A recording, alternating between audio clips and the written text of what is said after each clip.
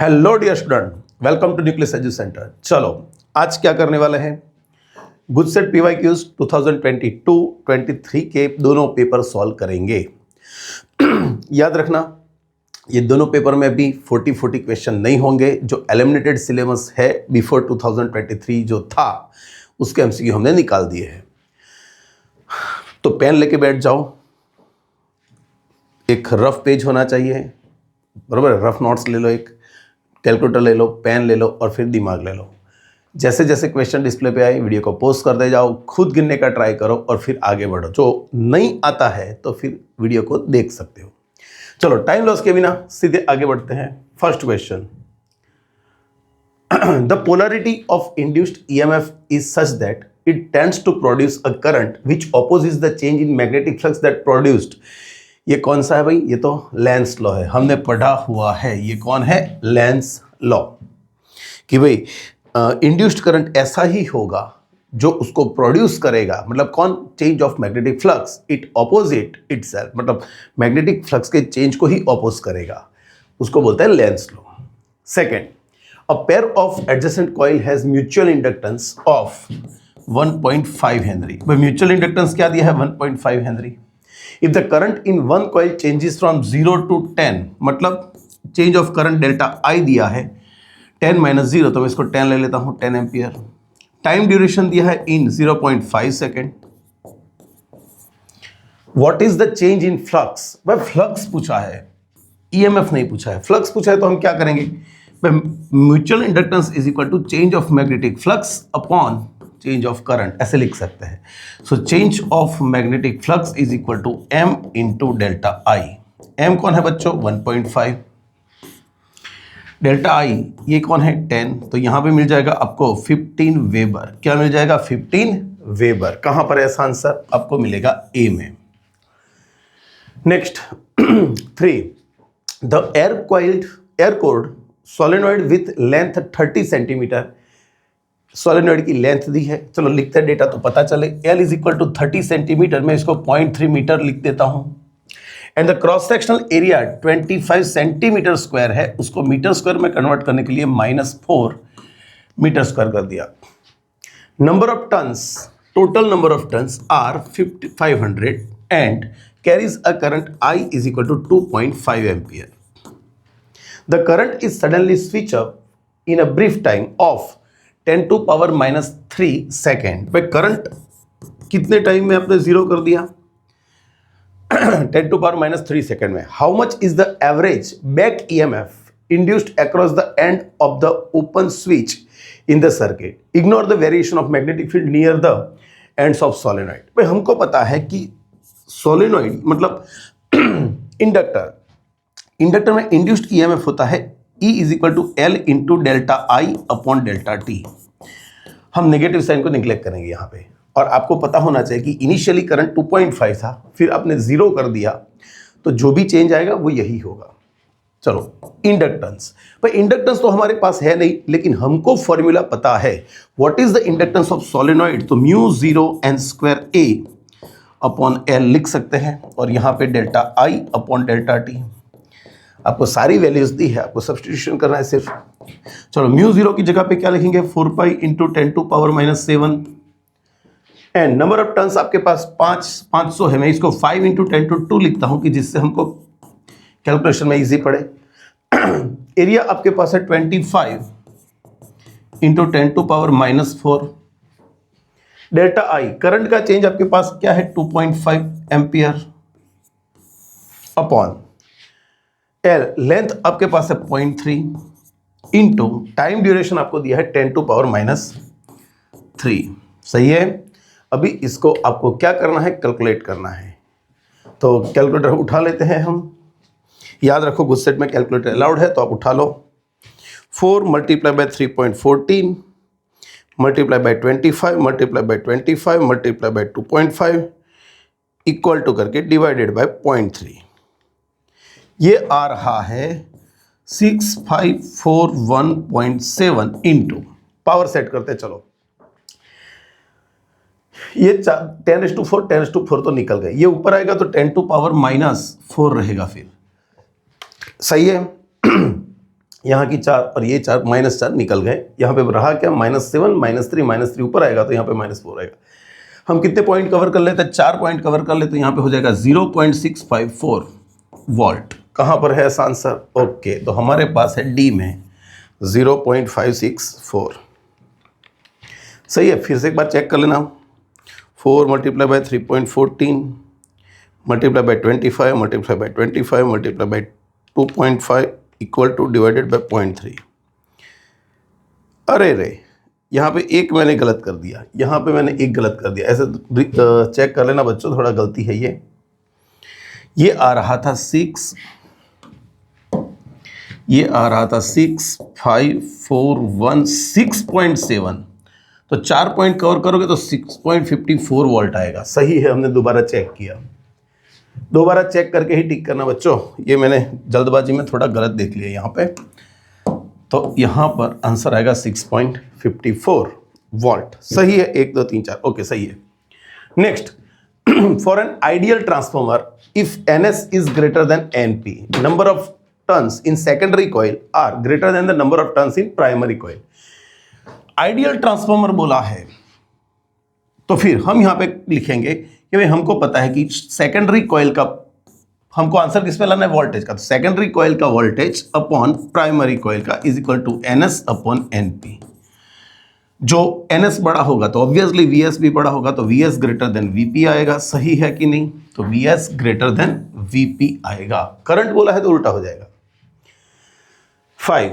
A charged 10 microfarad capacitor is connected to 16 millihenry inductor. What is the angular frequency of free oscillation? Free oscillation कब होंगे? When it happens a resonance. तो resonance का formula हमको पता है कि omega angular frequency 1/√LC. So 1 we put L. What is L? L is equal to 16 millihenry, 16 into 10 to power -3. And the capacitor is given 10 into, देखो भाई ये 10 microfarad है, 10 माइक्रोफेराडे, 10 इंटू 10 टू पावर -6। मैंने एक पॉइंट कवर कर लिया। क्यों कर लिया याद रखो, आपको यहाँ पे स्क्वायर रूट निकालना है तो इवन पावर चाहिए, इसी के कारण। चलो इसको हम स्क्वायर रूट निकालेंगे तो इसका क्या होगा 4 -8 का स्क्वायर रूट यहाँ पे निकलेगा तो यहाँ पे -4 हो जाएगा। ये ऊपर जाएगा तो 10,000 डिवाइडेड बाय 4 2500 जो आपका आंसर आएगा। कहां पर है ऐसा? रेडियन पर second. 6. A light bulb is rated 200 watt for 220 watt supply. Find the resistance of the bulb. पे पावर का फॉर्मूला हमने पढ़ा है, P is equal to V²/R। तो रेजिस्टेंस क्या लिख सकते हैं? V²/P। वोल्टेज आपको दिया है 220 का स्क्वायर अपॉन 200, यहाँ पे हो जाएगा 48400 अपॉन 200, ये कट हो जाएगा और इसका हाफ हो जाएगा तो 242 आंसर आपको मिलेगा। 7. A radio can tune into any station in 6 megahertz to 12 megahertz band. What is the range of frequency that can be received by radio station 6 megahertz to 12 megahertz? What is the corresponding wavelength? We know the formula, C is equal to lambda into nu. So the wavelength is equal to C by nu. 1 by 1 हम एक बार 6 लेंगे, एक बार 12 लेंगे। तो सबसे पहले lambda 1, C कौन है बच्चों? 3 into 10 to 8। 1 फ्रीक्वेंसी पहले वो ले लो 6 मेगाहर्ट्ज, 6 into 10 to 6 हो जाएगा। ये 300 हो जाएगा ना ऊपर, ये पावर क्या सेट करेंगे तो 300 डिवाइडेड बाय 6, तो ये आ गया 50 क्या मीटर। और लैम्बडा 2 करोगे तो सिंपल है 3 into 10 to 8, लेकिन यहाँ पे फ्रीक्वेंसी क्या लेनी है? Double, 12 megahertz into 10 to 6। अभी नीचे डबल हो गया तो ऑब्वियसली 25 हो जाएगा। सही है कि नहीं? तो 25 metre. What is the range of wavelength? 25 metre to 50 metre. सही है। Next 8. A charged particle oscillates about its mean equilibrium position with the frequency of 10⁹ Hz. What is the frequency of electromagnetic waves produced by the oscillator? We know that when charged particle oscillate with frequency f, they emits same frequency waves. जो wave emit होगा उनकी frequency same ही होगी। तो यहां पे answer क्या आएगा? 10⁹ hertz. 9. Light from a point source in air falls on a spherical glass. N is equal to 1.5 and radius of curvature is given 20 centimeter. The distance of the light source from the glass is 100 centimeter. Find the image distance. हम यहाँ पे करने वाला है ये अपना N1, ये अपना N2 और ये स्फेरिकल सरफेस मान लेते हैं जहाँ पे हमने O ऑब्जेक्ट U डिस्टेंस पे रखा है। तो हमने फॉर्मूला पढ़ा है, स्फेरिकल सरफेस के लिए होता है N1 upon minus u, N2 upon V is equal to N2 minus N1 upon R। N1 is a outer medium. भाई आउटर मीडियम में कुछ नहीं बोला है तो हम एयर ले लेते हैं। एयर यहाँ पे बोला है, देखो एयर है ना, तो यहाँ पे 1 ले लेते हैं। 1 कहाँ पे रखा है आपने? 100 सेंटीमीटर पे है, तो आपका ऑब्जेक्ट डिस्टेंस हो जाएगा -100। तो यहाँ पे लिखेंगे -100 प्लस जो ग्लास पे ये सरफेस है, ग्लास सरफेस, उसका रिफ्रैक्टिव इंडेक्स आपको दिया है 1.5, तो यहाँ पे मैं लिख सकता हूँ 1.5 upon v, 1.5 minus v upon radius of curvature आपको 20 दिया है। क्या दिया है? 20। चलो करें, लेकिन समझो ये इस साइड होगा तो हमको इसको पॉजिटिव ही लेना है, या तो फिर यहाँ से आओगे तो आपको वो कॉन्वेक्स दिखेगी तो भी आपको प्लस लेना है। ये हो गया 1/100 प्लस 1.5, डायरेक्ट भी कर सकते थे आप। ये हो जाएगा 1/40 हो जाएगा, 0.5 मतलब 1/2 नीचे आएगा। तो यहाँ पे करेंगे 1.5 upon v is equal to 1/40 minus 1/100। LCM आप ले सकते हो 200, तो यहाँ पे कितने बचेंगे? 5 नहीं है, यहाँ पे कितने हैं? 2 चाहिए, तो ये हो गया 3/200, 1.5 अपॉन वी। वी को सब्जेक्ट बना लो बच्चों, तो v is equal to 1.5 into 200 upon 3, तो ये 2 से कट हो जाएगा और वो 100 सेंटीमीटर। आपका आंसर आएगा प्लस 100 सेंटीमीटर। सही है। Next 10. Double convex lenses are to be manufactured from a glass of refractive index 1.55 with both faces of same radius of curvature. What is the radius of curvature required if the focal length is to be 20 centimeter? Same NCERT का ही numerical है। एक हमने double convex lens लिया, यहाँ की और यहाँ की रेडियस सेम है, इसकी फोकल लेंथ हमको कितनी चाहिए? 20 सेंटीमीटर चाहिए। इसका रिफ्रैक्टिव इंडेक्स 1.55 है और बाहर का जो मीडियम है एयर ले लेते हैं। तो लेंस मेकर फॉर्मूला हमारी हेल्प करेगा, तो N2 minus N1 upon N1, 1 upon R1 minus 1 upon R2। ये दोनों सरफेस R की ही है, ये लिखा मैंने। फोकल लेंथ कितनी चाहिए बच्चों? 20। उसका रिफ्रैक्टिव इंडेक्स 1.55 माइनस 1 अपॉन 1। यहाँ पे पहले घुसेंगे तो कॉन्वेक्स सरफेस, तो यहाँ पे R लेंगे, और फिर अंदर घुसने के बाद ये सरफेस जो है कॉनकेव आई, तो हम यहाँ पे -R लेंगे। तो 1/20 इज इक्वल टू ये हो जाएगा 0.55 multiply by minus minus plus 1/R, तो ये हो गया 2/R। तो R को सब्जेक्ट बना देंगे तो ये हो गया 20 इंटू 0.55 मल्टीप्लाई बाय 2। आपका आंसर 22 सेंटीमीटर आ जाएगा। सही है, सही है। 11. What is the focal length of convex lens of focal length 30 centimeter in contact with concave lens of focal length 10 centimeter? What is the formula of resultant focal length 1/f1 plus 1/f2? 1/f1 कितना बच्चों? Convex lens है तो 30, plus convex lens के लिए focal length हम क्या लेते हैं? माइनस, और वो है 10। तो इसको सिंपल कर सकते हैं, माइनस यहाँ पे आप कर सकते हो। अभी तो ये आपके लिए सिंपल चीज़ हो गई। एलसीएम कितना है? 30। यहाँ पे क्या बाकी है? कुछ नहीं। यहाँ पे कितने? 3 सॉरी मैंने डायरेक्ट आंसर बोल दिया। -2/30। इसको रेसिप्रोकेट करोगे तो क्या हो जाएगा भाई? -30/2 -15 सेंटीमीटर आपका आंसर आ ही जाएगा। सिंपल चीज़ होते हैं। 12. 2 slits are made 3 millimetre apart. भाई ये 2 स्लिट के यंग डबल स्लिट एक्सपेरिमेंट में हमने पढ़ा था, 2 स्लिट के बीच का डिस्टेंस 3 mm आपको दिया है, वो है 3 × 10⁻³ metre. The screen is placed 2 metre away. Distance between slit and screen is equal to 2 metre. What is the fringe separation when the blue green light of wavelength lambda कितना दिया? 600 nanometre. उसको बोल सकता है 6 × 10⁻⁻7 मीटर रेडियस। भाई हमको separation चाहिए, तो सेपरेशन का फॉर्मूला हमने पढ़ा है। सेपरेशन उसको x बोले तो हमने पढ़ा है lambda capital D upon small d। Lambda क्या है बच्चों? 6 इंटू 10⁻⁻7। डिस्टेंस आपका 2 मीटर दिया है और ये आपके पास है 3 mm। 3 इंटू 10⁻⁻3, 3 2 ज़ा 2 2 4, तो यहाँ पे हो जाएगा -4 मीटर। इसको आप 0.4 मिलीमीटर बोल सकते हो। एक पॉइंट कवर कर लोगे तो 0.4 mm आपका आंसर आ ही जाएगा। सही है। तो 13, what is the de Broglie wavelength associated with an electron moving with the speed of 6.4 into 10⁶? मास दिया है, प्लैंक्स कांस्टेंट दिया है। We know that particle having mass m and speed v has the Broglie wavelength lambda is equal to h upon mv। एकदम simple यार, सिर्फ calculation है, formula रखना है, वैल्यू रखनी है और फिर कैलकुलेट कर लेना है। इलेक्ट्रॉन का मास आपको दिया है, क्या दिया है, 9.11 इंटू 10⁻⁻31 और स्पीड आपको दी है 6.4 इंटू 10⁶। चलो इसको कैलकुलेट कर लेते हैं।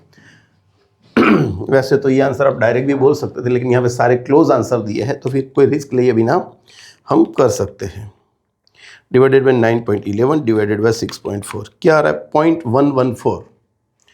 हाँ, तो ये हो रहा है 0.114 इंटू, ये क्या है, -3 हो जाएगा और ये ऊपर जाएगा तो 10⁻⁻9 मीटर। इसको हम नैनोमीटर बोल सकते हैं। तो आपका आंसर आ जाएगा बी। सही है। 14, a difference of 5.4 eV separates 2 energy levels in atom. एक एटम है हाइड्रोजन लाइक एटम जिसमें दो लेवल्स के बीच का एनर्जी डिफरेंस है 5.4, मतलब इसको बोल देंगे हम डेल्टा E, जो हमारा है 5.4 eV। Now, what is the frequency of radiation emitted when the atom makes transition from upper level to lower level?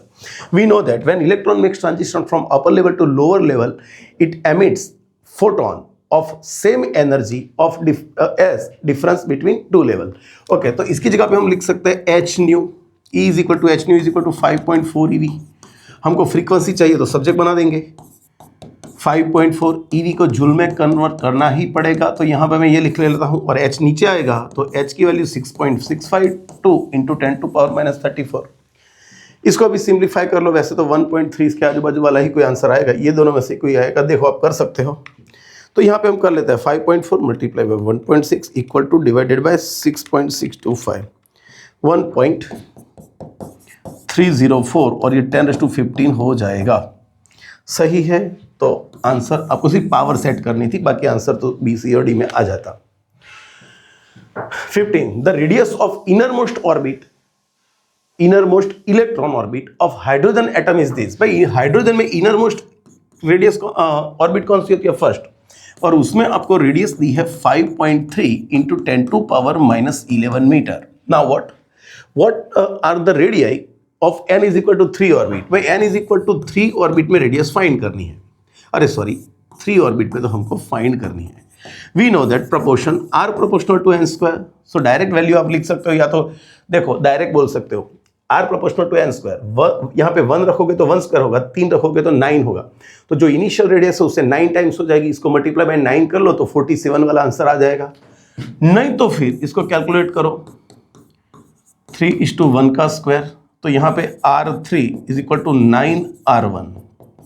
9R1 कितना, 5.3 इंटू 10⁻11, 5.3 मल्टीप्लाई बाय 9, ये हो गया 47.7 इंटू 10⁻11 मीटर। इसको एक पॉइंट कवर करोगे तो 10 मीटर हो जाएगा माइनस। सही है। 16, in accordance with Bohr's model, find the quantum number that characterized the Earth revolution around the Sun in the orbit of radius this much। भाई रेडियस आपको दी है अर्थ की, with the orbital speed of 3 into 10⁴, mass of Earth is given, h is given। Bohr model nucleus और electron के लिए था, लेकिन वही मॉडल अप्लाई करते हैं सन और अर्थ को। तो जहां पर न्यूक्लियस है वहां पे सन है एंड इलेक्ट्रॉन की तरफ अर्थ घूम रही है। Okay, so what it follows, Bohr's model which is mvr is equal to nh/2π, angular momentum of earth is nh/2π। ये अप्लाई कर सकते हो। We have to find the quantum number. Okay, तो n फाइंड करना है तो n को subject बना देंगे 2πmvr/h। बोलो क्या है, सिर्फ वैल्यू रखनी है। 2π कितना है, 3.14, मास कितना है अर्थ का, 6 इंटू 10⁻24, वेलोसिटी क्या है 3 इंटू 10⁸, रेडियस क्या है वो भी आपको दी है 1.5 इंटू 10 टू 11, और h की वैल्यू तो आप जानते ही हो 6.625 इंटू 10 टू पावर माइनस 34। सही है, ये दोनों का चलो मैं निकाल देता हूँ, तो 6 ये 9 हो जाएगा, 90 70 27 वाला आंसर आएगा। गिन लेना, मेरे हिसाब से तो यही आंसर आएगा। कैलकुलेशन आप कर सकते हो। देखो ये 6.28 और ये 6.62 अप्रॉक्सीमेटली मैंने निकाल दिया। 1.5 इंटू 6 करोगे तो 90 मतलब 9 3 जार 27 के आजू बाजू का आंसर आएगा, तो यही बैठता है। आप पावर सेट कर लेना। 17 given the following atomic mass, तो ये आपको मासेस दिए हैं, uranium, helium, thorium. Okay, calculate the energy released during the alpha decay of uranium 90 to 239। वो एक रिएक्शन है कि uranium 90 to 238 when emits alpha particle it converts into uranium thorium 90 to 234। Okay, हमको पता है कि ये प्रोडक्ट है और ये ये रिएक्टेंट्स है और ये प्रोडक्ट है। हमको मास डिफेक्ट फाइंड करनी पड़ेगी। भाई मास डिफेक्ट मतलब क्या? Mass of uranium minus mass of thorium and the mass of alpha particle. सही है, ये तीनों मास यहाँ पे रखने हैं, तो यहाँ पे रखेंगे तो क्या 230। अरे यार भाई डायरेक्ट करो, मैं यहाँ पे पूरा नहीं लिखूंगा। ये इसके मास में से ये दोनों का मास माइनस करना है, तो आप कर लो वहाँ से। 238.05079 माइनस 4.00260 प्लस 234.04363 कितना आया? अरे काफ़ी कुछ आ रहा है, ये तो मेरे से कुछ गलती हो गई होगी, फिर से एक बार करते हैं। 238.05079 माइनस 4.00260 माइनस 234.04363। एक भी वैल्यू मिस ना हो पाए, नहीं तो लफड़ा हो जाएगा फिर यहाँ पे। ये आपका हो गया 0.00456 यू। ये सारे यूनिट यू में आएंगे। नाउ आपको equivalent energy of 1 U is given 931.5। तो आप यहाँ पे एनर्जी गिनना चाहोगे तो 9 डेल्टा M इंटू 1 U की एनर्जी कितनी है? 931.5 U। तो यहाँ पे कर लो इसके साथ मल्टीप्लिकेशन, मल्टीप्लाई बाय 931.5, तो ये हो रहा है 4.247 मेगा ईवी। कहाँ पर है ऐसा आंसर? इसको 25 कन्वर्ट कर सकते हैं। सही है, 4.25। इजी है, ऐसे क्वेश्चन तो आने ही चाहिए, पक्का। Next, when a forward bias is applied to a PN junction, we know that when we apply forward bias, the electric field of external battery and the electric field of depletion layer both comes in opposite direction, and when it comes opposite direction barrier potential decreases, V naught minus V हो जाएगा। तो potential barrier decrease होगा और जो depletion layer region है उसकी thickness भी कम होगी। मतलब यहाँ पे क्या दिया है चलो देखेंगे। resist potential barrier, no। reduces measure carrier current to 0, नहीं। lowers the potential, ये आपका सही बैठेगा। याद रखो फॉरवर्ड बायस में एक्सटर्नल इलेक्ट्रिक फील्ड और डेप्रेशन लेयर का इलेक्ट्रिक फील्ड दोनों ऑपोजिट आएंगे, दोनों का पीडी ऑपोजिट होगा, मतलब नेगेटिव होगा, माइनस होगा वहां पे, तो पोटेंशियल बैरियर वहां पे डिक्रीज होगा। 19 suppose a pure silicon crystal has 5 into 10 to 28 atoms per meter cube. It doped by 1 ppm concentration of pentavalent arsenic. When we add arsenic, it gives extra electron to conduction. Calculate the number of electrons and hole, and the intrinsic pairs are given 1.5 into 10 to 16. Okay भाई, total number of atoms कितने थे silicon के या germanium के? Silicon के 5 into 10 to 28 पर metre cube. आपने उसमें डॉपिंग किया 1 ppm का। भाई 1 ppm होता है 1/10⁻⁶, 1 पार्ट पर मिलियन, मिलियन होता है 10⁻⁶। तो यहां पर आप आर्सेनिक के एटम्स कितने ऐड कर रहे हो? भाई आर्सेनिक के एटम हो गए 1 ppm of total number 5 into 10 to 28। तो इसको आप सेट करोगे तो ये क्या लिखोगे यहाँ पे 1/10 to 6 इंटू 5 × 10 to 28, तो ये हो जाएगा 5 × 10 to 22 per metre cube. These are the number of arsenic atoms, impurities atom. Each atom gives 1 electron. So we get number density of free electrons. It is 5 × 10 to 22. जितने आप arsenic atom add करोगे, हर एक arsenic एक electron देगा, तो जितने arsenic atom की density होगी उतने ही इलेक्ट्रॉन्स की डेंसिटी होगी. तो इलेक्ट्रॉन की डेंसिटी तो मिल गई, लेकिन ये गलत लिखा है, हमको सिर्फ होल की फाइंड करनी है. तो हमको अभी पता है कि चलो Ni हमारे पास है, जो हमने यहाँ पे फाइंड कर लिया. Ni हमको दिया है, क्या दिया है? Ni is equal to 1.5 × 10 to 16. तो यहाँ पर लिख लेंगे Ni² is equal to Ne × NH. So NH is equal to क्या हो जाएगा? Ni² upon Ne. Ni 1.5 × 10 to power 16 का स्क्वायर अपॉन Ne कौन है? जो हमने अभी किया 5 × 10 to 22. इसको सिंप्लीफाई करो, 2.25 अपॉन 5, तो ये हो जाएगा 0.45 इंटू 10 to 32 अपॉन 22, मतलब 10 हो जाएगा. इसको एक पॉइंट कवर कर लो, आपका आंसर बी आ जाएगा. सही है, सही है. 20 dimension formula of electric flux. Electric flux क्या होता है भाई? इलेक्ट्रिक फ्लक्स होता है E × A. E कौन होता है? F upon Q into area. चलो यूनिट लिखे, यूनिट.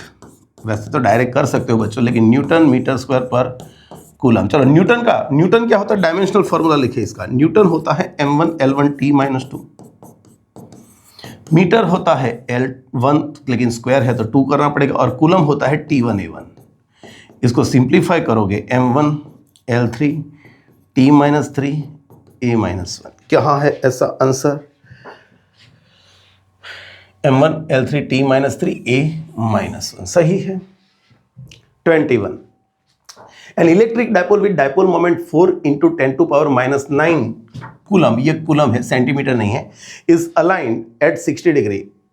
बोर्ड में भी आपको आए तो गलती ना हो जाए, ये सेंटीमीटर को आप फिर मीटर में कन्वर्ट करके -2 कर दोगे तो यहाँ पे पावर में गलती हो जाएगी. आपको ध्यान रखना है, this is the dipole moment, its unit is coulomb metre.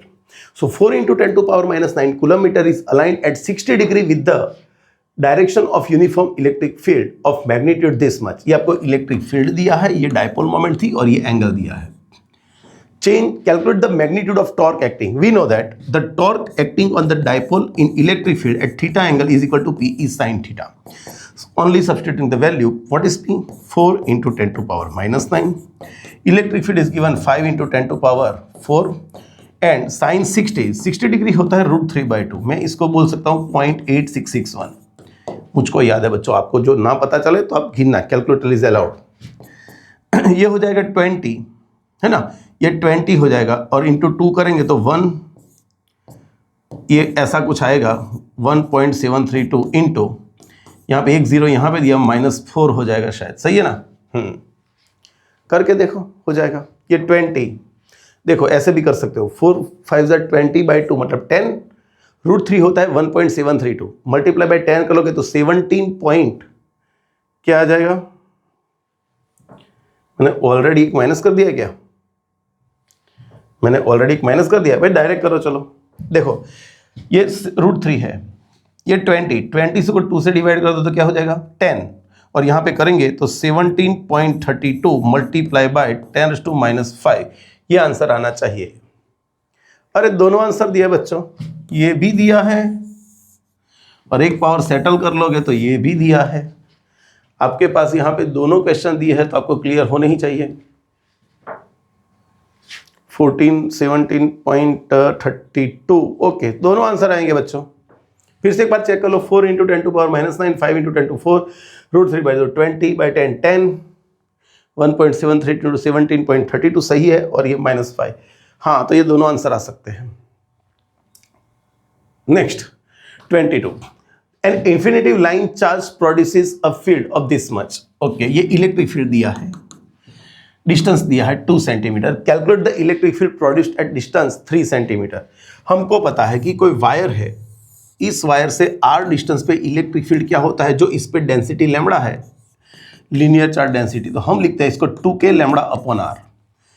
हमको सिर्फ डिस्टेंस से काम है, तो मैं यहाँ पे प्रोपोर्शन ले लेता हूँ E proportional to 1 upon R, बराबर है। तो यहाँ पे लिखेंगे E2 upon E1 is equal to R1 upon R2। E2 आपको पता नहीं है, E1 कितना है 9 इंटू 10 टू 4, R1 डिस्टेंस कितना था 2 सेंटीमीटर, मीटर में कन्वर्ट करोगे तो भी चलेगा, लेकिन यहाँ पे दोनों सेंटीमीटर है तो ऊपर नीचे वैसे भी निकल जाने वाले हैं। ये 3 और ये सामने जाएगा तो E2 आपको मिलेगा 6 इंटू 10 टू 4। कहाँ पर है sir answer 6 into 10 to 4 newton per coulomb. Simple. 23 how will you connect 4 capacitor each of capacitance 4 microfarad of having equivalent capacitance 1.6 microfarad। ऐसा क्वेश्चन आएगा और जो आप करने बैठोगे सेट तो फिर काफ़ी टाइम कंज्यूम करेगा। उससे बेटर है कि क्या करो 1 बाय 1 चेक कर लो। चलो मैंने सभी को पैरेलल में कनेक्ट कर दिया, तो भाई पैरेलल में तो क्या होता है 4C, एक का है 4, सबका भी 4 है तो टोटल 16। नहीं भाई यहाँ पर तो 1.6 आ रहा है, मतलब फर्स्ट आपका आंसर नहीं आएगा। ऑल इन सीरीज, पर सीरीज में क्या होता है C/4, एक का है 4, ऐसे 4 है तो ये रिजल्टेंट 1 मिलेगा, वो भी नहीं आ रहा है। 2 in parallel 2 in series, 2 parallel में है और बाकी के 2 उसके साथ सीरीज में है, ऐसा सोच लो। चलो ये कौन है 4, ये 4 4 4, तो ये दोनों का कंबाइंड होकर क्या आएगा 8। पैरेलल में क्या होगा एडिशन, फिर 4 फिर 4 और ये। अभी आप सोच लो कि रिजल्टेंट आपको फाइंड करना है तो 1/8 प्लस 1/4 प्लस 1/4, तो यहां पर क्या करेंगे एलसीएम क्या निकलेगा 8, यहां पे 1 + 2 + 2 तो ये हो जाएगा क्या 5/8, तो C इज इक्वल टू हो जाएगा 8/5, ये आपको दे देगा 1.6 माइक्रोफैराडे। यस सही है।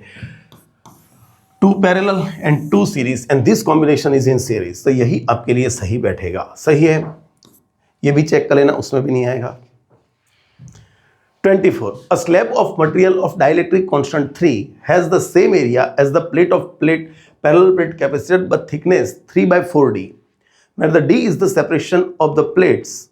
What is the electric potential difference between the plates when the slab is inserted between the plates? Initial electric potential difference is V0। अच्छा क्वेश्चन है, समझते हैं। यहाँ पे इनिशियली हमारे पास एक कैपेसिटर है, इसकी 2 प्लेटों के बीच का डिस्टेंस चलो मान लेते हैं कि D जो हमको दिया है।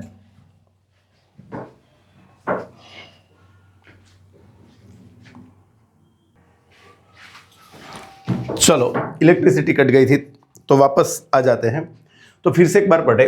अ slab of material of dielectric constant 3 has the same area of as the plate of parallel plate capacitor but has thickness of 3/4D, where D is the separation of the plates. What is the electric potential difference between the plate when the slab is inserted between the plate? Initial electric potential difference V0। चलो यहां पर देखें, समझ लो ये आपका capacitor की 2 plates थी। Initially यहां पे कुछ एयर थी, कुछ नहीं था, या वैक्यूम ले लो, वैक्यूम भी ले सकते हो यहाँ पे। तो इनिशियली मान लेते कि यहाँ पे इलेक्ट्रिक फील्ड होगा E0 और separation between plate is D। So what will be initial potential, पे इनिशियल पोटेंशियल होगा V0 into d, sorry E0 into d. V0 is equal to E0 into d, हम जानते हैं EV is equal to ED। अभी हमने क्या किया, अभी हमने ये किया कि ये कैपेसिटर जो था उसमें एक क्या डाल दिया, स्लैब डाल दिया। इसकी थिकनेस है 3/4D और उसका डाइलेक्ट्रिक कांस्टेंट आपको दिया गया है 3। तो सिंपल चीज कि यहां पर आपका स्लैब आ गया, कोई मीडियम आ गया, लेकिन यहां पर अभी भी वैक्यूम है। कौन है वैक्यूम, एयर ले लो, वैक्यूम ले लो, चलेगा।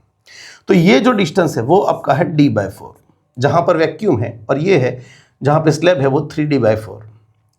यहां का इलेक्ट्रिक फील्ड E0 ही रहेगा, लेकिन यहां का इलेक्ट्रिक फील्ड हमको पता है के डाइलेक्ट्रिक मीडियम है तो इलेक्ट्रिक फील्ड के पार्ट का हो जाएगा, तो यहां का इलेक्ट्रिक फील्ड E0/D। तो हमको टोटल पोटेंशियल फाइंड करना है, टोटल पोटेंशियल। तो total potential is equal to V1 plus V2। V1 का फॉर्मूला E1D1 और यहां पे लिखेंगे तो E2D2। E1 कौन बच्चों, E1 मतलब E0, जहां पर कौन है वैक्यूम और उसकी थिकनेस है D/4, प्लस यहां पर इलेक्ट्रिक फील्ड क्या हो गया था, E0/3, और वहां की थिकनेस है 3D/4। तो देखो 3 3 निकल गए, तो आपका पोटेंशियल आ जाएगा E0D/4 प्लस E0D/4। लिख सकते हैं कि नहीं, E0D/4, E0D/4। देखो ये E0D तो कौन है, E0D वो तो आपका इनिशियल V है, तो यहां पे कर सकते हैं ये V0/4 प्लस V0/4, आपको एडिशन करोगे तो V0/2 मिल ही जाएगा। कहां पर, ऐसा आंसर आपका ए में। सही है, सही है, आ ही जाना चाहिए। A molecule of substance has permanent dipole moment of magnitude 10⁻⁻29 centimetre नहीं है बच्चों, ये कूलम्ब मीटर है। 2 mole of this substance is polarized by applying a strong electrostatic field of magnitude this much। ये इलेक्ट्रिक फील्ड दिया है। What should be the potential energy of it? 1 mole of the substance contains this much molecules। एक मोल जो है उसमें है आपको molecules कितने दिए, 6 × 10⁻23। आपके पास 2 है, 2 मोल, तो टोटल नंबर ऑफ क्या हो जाएंगे, 2 मोल, 2 × 6 × 10⁻23, ये टोटल नंबर ऑफ मोलिक्यूल्स है। Each molecule has dipole moment of magnitude 10⁻⁻29, so the total dipole moment आपको मिलेगी n, और हर एक की ईच को मल्टीप्लाई करेंगे, ये हो जाएगा 2 × 6 × 10⁻23, और वो आपके पास है 10⁻29। ये आपको मिल जाएगा 12 × 10⁻⁻6 कूलम्ब मीटर। ये आपको डायपोल मोमेंट मिली। और आपको क्या बोला है, दिस सब्सटेंस इज पोलराइज्ड। भाई पोलराइज्ड है तो उसका एंगल थीटा क्या होगा, 0 डिग्री होगा। सिंपल चीज, डायपोल मोमेंट की डायरेक्शन और इलेक्ट्रिक फील्ड दोनों एक ही डायरेक्शन में हो जाएंगे। तो आपको पोटेंशियल एनर्जी फाइंड करनी है, तो उसका फॉर्मूला है हमारे पास -PE cos theta. Total dipole moment हमने जो फाइंड कर ली है -12 × 10⁻⁻6। इलेक्ट्रिक फील्ड आपके पास है जो दिया गया है 10⁻26, और cos 0 यहां पे ले लेंगे तो ये 1 हो जाएगा। तो आपको आंसर क्या मिलेगा, 12 जूल, -12 जूल, जो आपका आंसर होगा। 26 at room temperature 27 the resistance of heating element is 100 ओम। भाई रूम टेम्परेचर पे तो आपको रेफरेंस टेम्परेचर R0 दिया है, मतलब रेफरेंस टेम्परेचर T0 क्या है, T0 है 27 डिग्री, और वहां पे आपको रेजिस्टेंस दिया है 100 ओम। What is the temperature of the element if the resistance is found to be 137 ohm? जब आपको रेजिस्टेंस मिला T टेम्परेचर पे 137 ओम, तो वो टेम्परेचर कौन है वो हमको फाइंड करना है। Coefficient of temperature, coefficient of material of resistor is given what, alpha. ये कौन है हमारा, अल्फा, कोफिशिएंट ऑफ रेजिस्टिविटी भी बोल सकते हैं इसको। तो चलो यहां पे लिखेंगे, फॉर्मूला क्या था, RT = R0 1 + alpha × T - T0। RT कौन था बच्चों, 137, R0 कौन है, 100, 1 + अल्फा हमारे पास है 1.35 × 10⁻⁻4, और ये T माइनस कितना है बच्चों, 27। चलो इसको नीचे करेंगे तो 0.37 आ जाएगा, अरे 1.37 आ जाएगा, अरे 1.37 = 1 + 1.35 × 10⁻⁻4, और ये T - 27, ये यहां से कट होगा तो -37 हो जाएगा। 1 को इस साइड लाएंगे तो ये, और ये होगा 1.35 × 10⁻⁻4 T - 27। इसको नीचे भेज देंगे तो आपका T - 27 आ जाएगा, क्या है बच्चों, 0.37 डिवाइडेड बाय 1.35 × 10⁻⁻4। कोई वैल्यू में लोचा तो नहीं है ना, सही है अभी तो। चलो इसको ऊपर भेज देते हैं, 10⁻4 हो जाएगा, तो 3700 डिवाइडेड बाय 1.35 कर सकते हैं। क्या कर सकते हैं, 1 मिनट, एक कैलकुलेटर फंस चुका है।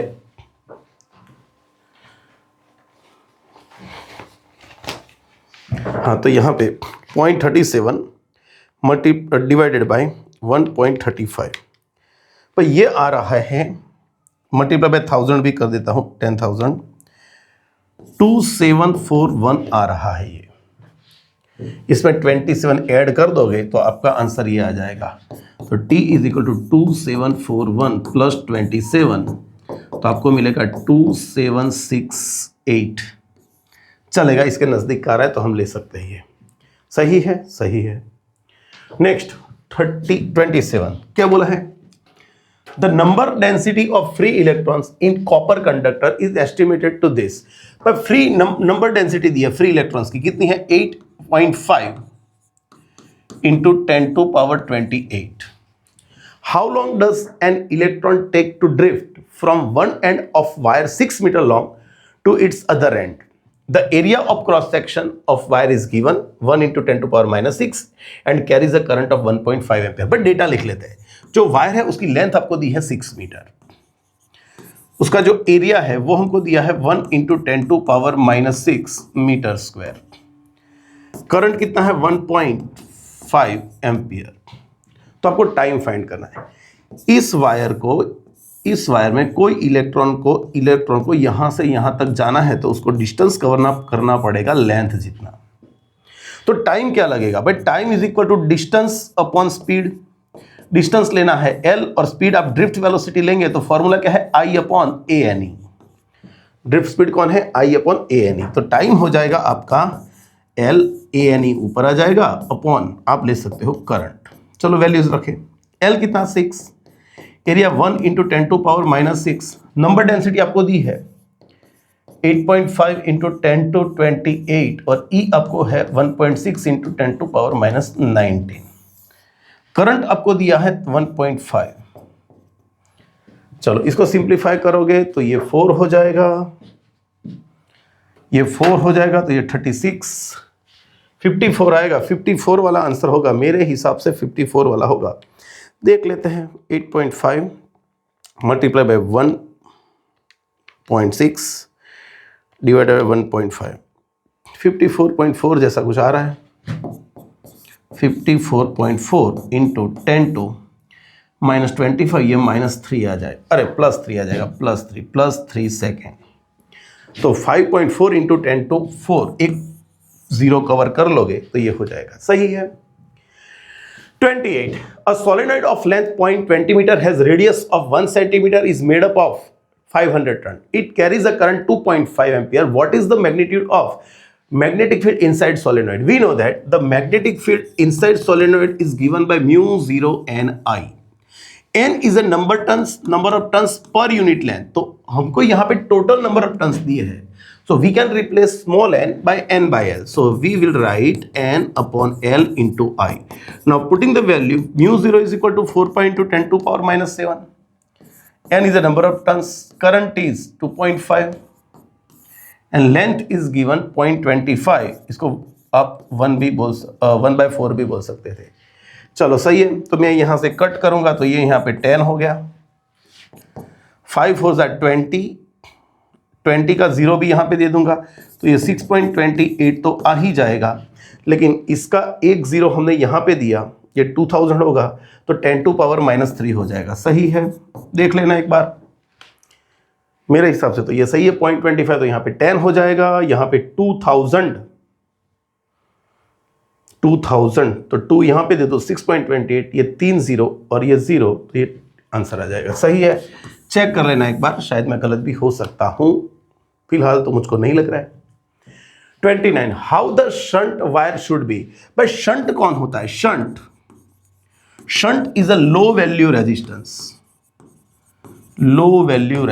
When we convert galvanometer into ammeter, we are connecting parallel resistance which is very low value to galvanometer.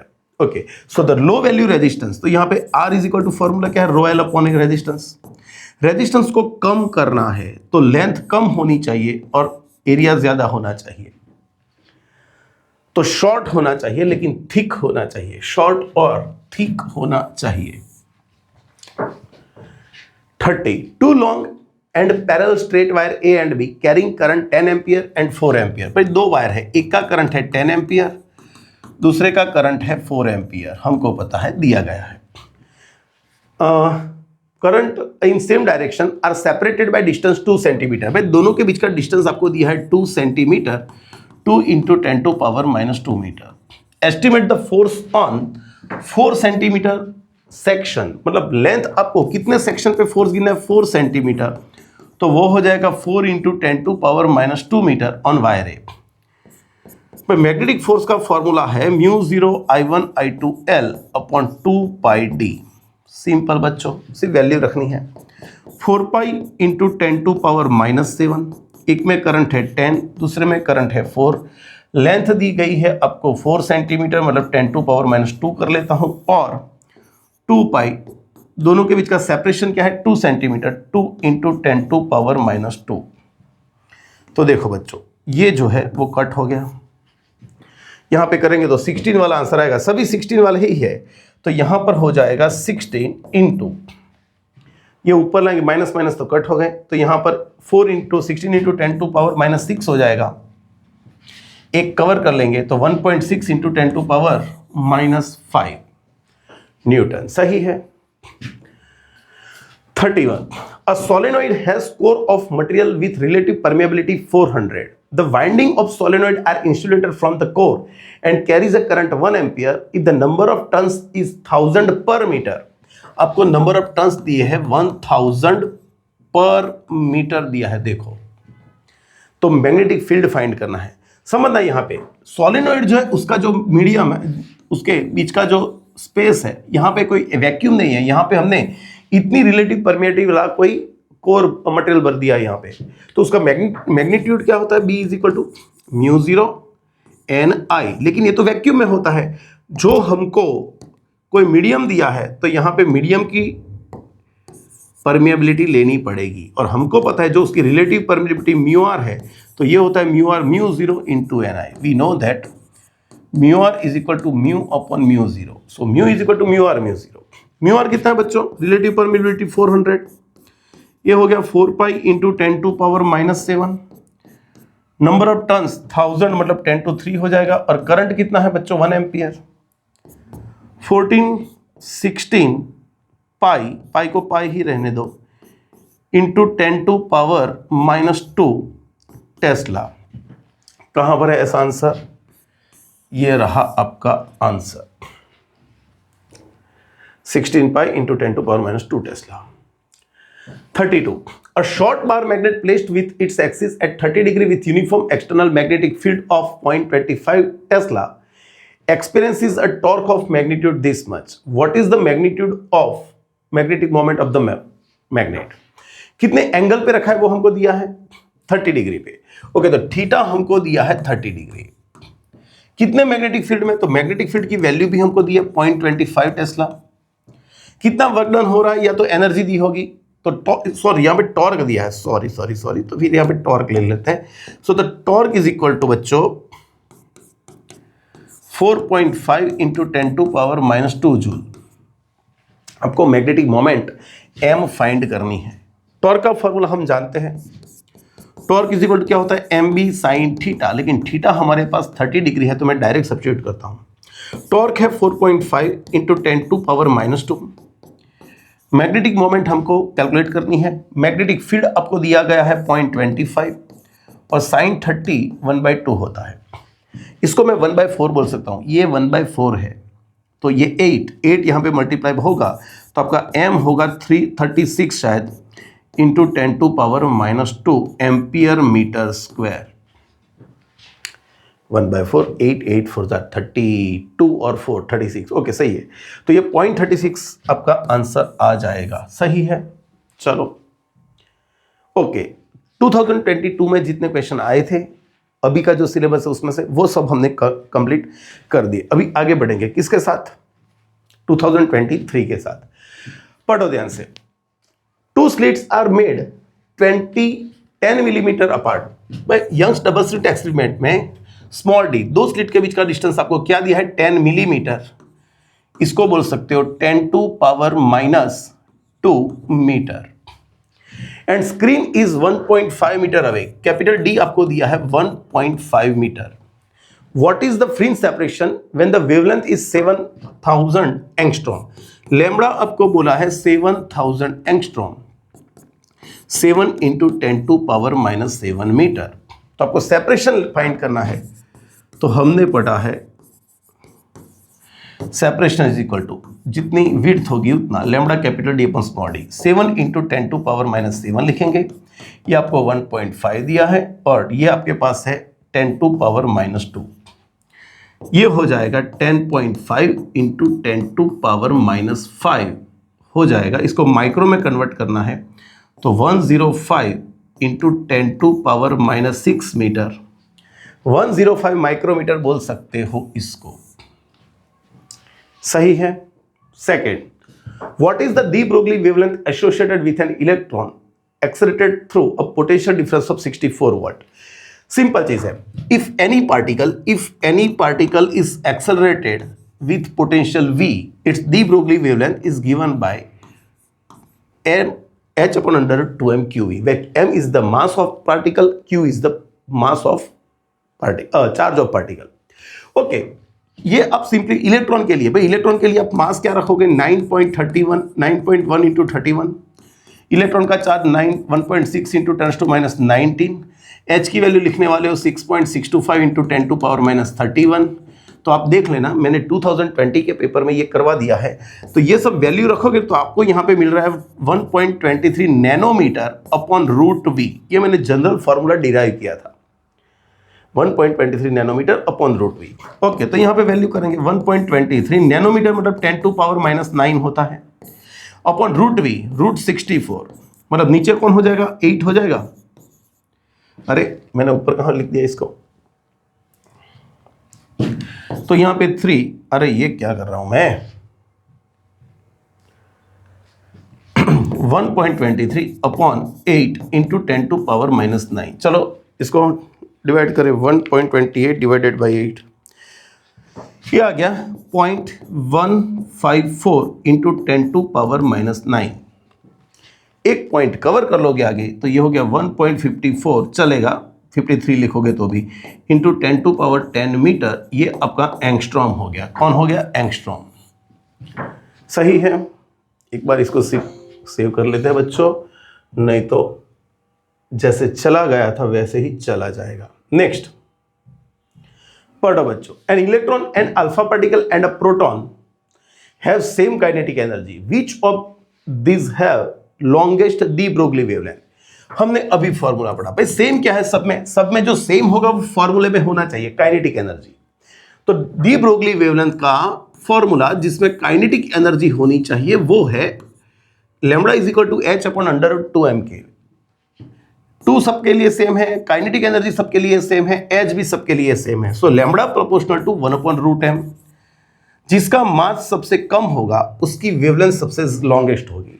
तो हमको पता है कि इलेक्ट्रॉन का मास सबसे कम होगा, फिर उससे के बाद आएगा प्रोटॉन और सबसे हैवी होगा अल्फा। तो हम यहाँ पर लिख सकते हैं कि इलेक्ट्रॉन की डी ब्रोगली सबसे ज्यादा होगी, फिर प्रोटॉन की होगी और फिर अल्फा पार्टिकल की होगी। तो हमको यहाँ पे बोला है सबसे लॉन्गेस्ट, तो लॉन्गेस्ट किसकी है इलेक्ट्रॉन की ही होगी, सही है। Fourth, the number of photons emitted per second by a bulb of 60 watt power emitting wave of wavelength 600 nanometre is. देखो आपको एक तो पावर दिया है 66 वाट और वेवलेंथ आपको दी है 600 नैनोमीटर, जिसको बोलेंगे 6 into 10⁻⁻7 metre. We have to calculate number of photons emitted per second. Okay, हम एक चीज जानते हैं कि भाई पावर का फॉर्मूला क्या है, power is equal to energy emitted per second, energy emitted per second, and we know that if each photon has wavelength, यहाँ पे क्या दिया है पावर दिया है नैनोमीटर, ओके वेवलेंथ दी है, each photon which has wavelength lambda has energy hc upon lambda, और n photons emit हो रहे हैं तो टोटल एनर्जी इतनी हो गई अपॉन t। ओके, तो यहाँ पे फॉर्मूला बना सकते हैं n is equal to p t lambda, ये लैम्बडा भी नीचे आएगा और hc सामने चला जाएगा नीचे।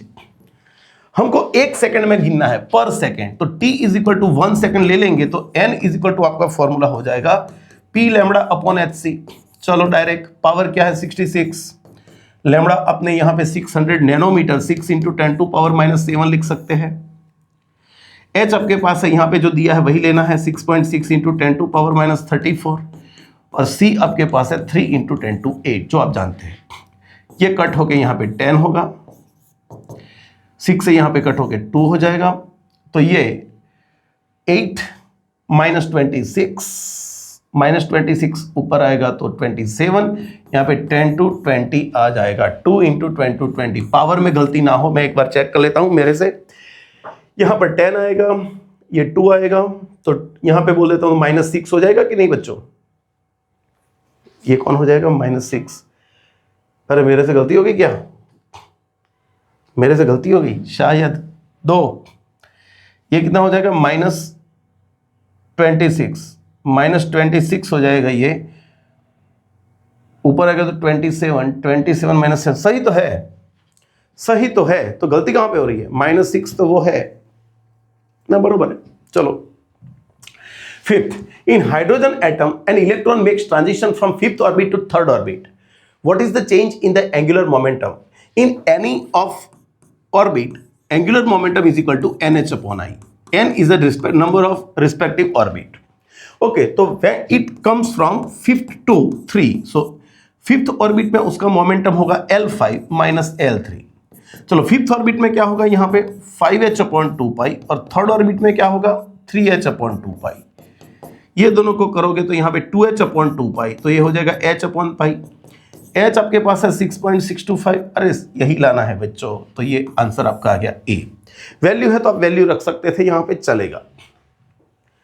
6, in proton proton cycle in sun the energy released when the electron and its anti particle, मतलब पॉजिट्रॉन, कंबाइंस। हमने लिखा था प्रोटॉन प्रोटॉन साइकिल में E+ और E- when combines they emits 2 gamma photon of energy 1.02 mega eV। ये reaction हमने proton proton cycle में लिखा था। When electron and anti particle positron combines they emits this much energy. हाँ, तो इसको जूल में कन्वर्ट करना है। So energy is equal to 1.02, mega मतलब 10 to 6, और ईवी होता है 1.6 इंटू 10 टू पावर माइनस 19। ये ऑलमोस्ट 1.6 ही के आजू बाजू ही रहेगा, 1.6 के आजू बाजू रहेगा। ये 3.2 वाला ही आंसर आएगा, इंटू 10 टू पावर माइनस 13। कहां पर ऐसा आंसर? तो आपको मिल जाएगा आंसर डी। 7, इन पीएन जंक्शन सोलर सेल, अरे यार सोलर सेल तो निकल चुका है, कहां पे रख दिया? यहां पे। चलो, आया है तो पढ़ लेते हैं। In PN junction solar cell the ratio of thickness of P side wafer, भाई पी सिलिकॉन वेफर है, उसका होता है 300 micrometre, and N silicon layer जो होता है वो होता है 0.3 माइक्रोमीटर। रेशियो पूछा है भाई, रेशियो पूछा है तो इसका रेशियो ले लो, तो ये हो जाएगा माइक्रोमीटर माइक्रोमीटर चला गया तो अपॉन 0.3, यहाँ पे 1000 आ जाएगा। ये एलिमिनेटेड टॉपिक है, ये बिफोर 2023 था लेकिन फिर निकाल दिया है, सही है। Next 8, consider a uniform electric field this much, the electric flux of this field through a square of 20 centimetre on a side whose plane is parallel to YZ plane. समझो बच्चों, आपको E दिया है, E क्या है? 3 into 10 to 3 K carat, और आपको यहां पर प्लेन जो दिया है, आप यहां पे समझ सकते हो,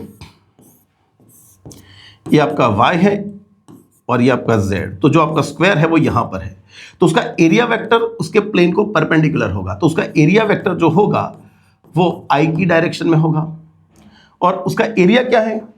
एरिया गिनने की जरूरत ही नहीं पड़ेगी भाई, लेंथ उसकी दी है आपको और स्क्वायर है तो उसका एरिया होगा L² और डायरेक्शन होगी I कैप। लेकिन जब भी आपको बोला है फ्लक्स की बात करेंगे तो फ्लक्स के लिए क्या करना पड़ेगा भाई? फ्लक्स के लिए E.A करना पड़ेगा। E आपके पास है 3 into 10 to 3 K caret, dot product A जो भी हो लेकिन है तो I डायरेक्शन में, और हमको पता है कि K.I करोगे तो ये तो 0 होने वाला है, तो यहां पे आंसर क्या आएगा? YZ प्लेन में है तो वो 0 आएगा, याद रखना गलती ना हो।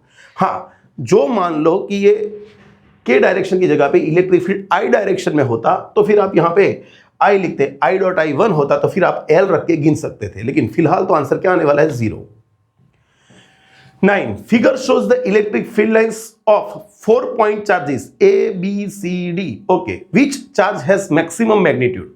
We know that how many number of field lines emerging out from charge q, कोई क्यू चार्ज में से कितनी फील्ड लाइन बाहर आएगी, इतनी q upon epsilon zero. So the number of field lines is directly proportional to the magnitude of charge. तो जिसका magnitude बड़ा होगा उसके साथ नंबर ऑफ फील्ड लाइंस ज्यादा एंटर होगी, सही है, उसके साथ ज्यादा लिंक्ड होगी। तो किसके साथ ज्यादा दिख रही है, देखो सी वाला है, जो सी है इसके साथ सबसे ज्यादा मैग्नेटिक फील्ड लिंक्ड हो रही है। तो आपका सबसे मैक्सिमम चार्ज कौन होगा, सी। सी मतलब सी मत लिख देना, सी चार्ज है लेकिन आंसर ए में दिया है, समझना। 10 a polythene piece rubbed with a wool is found to have a negative charge of this much. आपने एक पॉलीथीन को वूल के साथ रब किया तो उस पर नेगेटिव चार्ज आया -3.52 into 10 to power -7 coulomb.